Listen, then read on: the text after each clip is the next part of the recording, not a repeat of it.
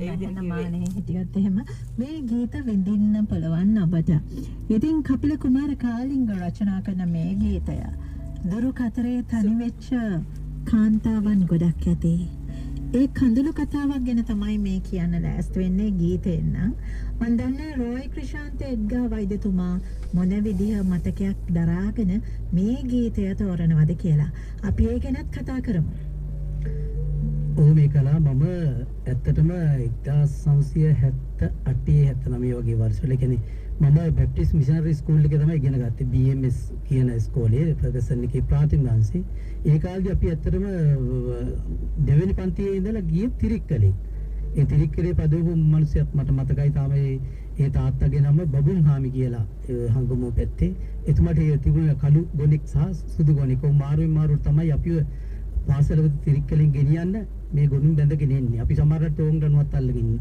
ඇත්තට මගේ මේ තිරික්කලේ අපි යනකොට තව මගේ පිරිමි යාළුවෝ දෙන්නෙකුත් ගැහැණු යාළුවෙකුත් හිටියා කුඩා කාලේදී.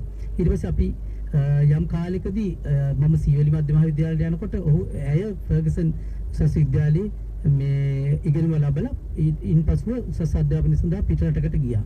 එතකොට එතෙක් වෙනකන් අපේ බැඳීම තිබුණා. ඒක හැබැයි මිත්‍ර බැඳීමක්, ආදරණීය බැඳීමක් නෙමෙයි. නමුත් මේකෙදි කියනවා වගේම මට මේ ගීතය මීන නුවන් යුග කඳුළු සදාගෙන යන ගීතය විශේෂයෙන් මට මතකේ රැඳුනේ. ඇය ඇත්තටම පිටරට යුරෝප රටකට ගියාට පස්සේ ඇයේදී විවාහ වුණා.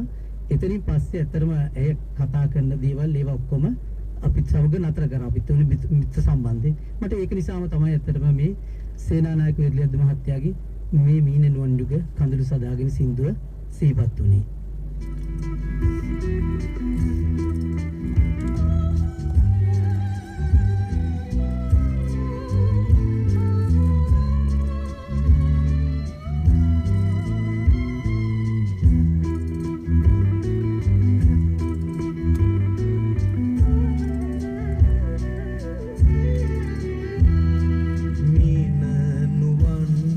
කඳුළු සදාගෙන දුරු කතරේ තනි වූ